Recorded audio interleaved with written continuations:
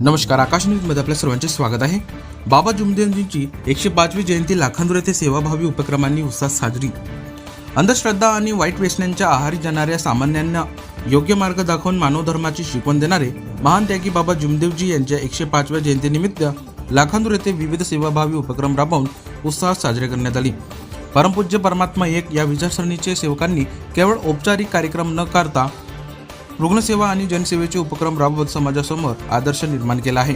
जयंतीनिमित्त शैलेश बौद्धिस्ट सामाजिक संस्था राजनी मुख्य कार्यालयासमोर तसेच परिसरात येणाऱ्या जाणाऱ्या नागरिकांसाठी चहा आणि शुद्ध पिण्याच्या पाण्याचे वितरण करण्यात आले। उन्हाच्या तडाखा आणि प्रवासामुळे त्रस्त नागरिकांना या उपक्रमातून मोठा दिलासा मिळाला।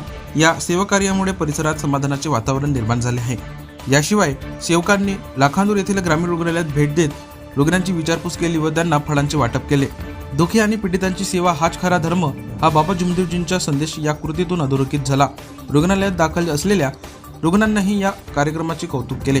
या कार्यक्रमाला दिलीप तोंडरे, शैलेश बौद्धिस्ट सामाजिक संस्था राजनीचे सचिव देवचंद भाऊ कावडे, आनंद समृत, विष्णू ठाकरे, विकास मेश्राम यांच्यासह परिसरातील शेकडो सेवक सेविका आणि बालसेवक मोठ्या संख्येने उपस्थित होते।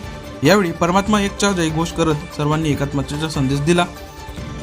अंधश्रद्धेविरुद्ध लढा आणि निर्व्यसनी समाजाची निर्मिती हेच बाबा जुमदेवजींचे खरे कार्य असल्याचे मत उपस्थितांनी व्यक्त केले।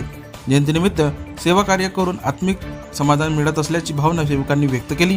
लाखांदूरमधील या स्तुत्य उपक्रमाची तालुकाभर चर्चा असून बाबा जुमदेवजींच्या विचारांची मशाल कायम पेटवत ठेवण्याचा संकल्प यावेळी करण्यात आला।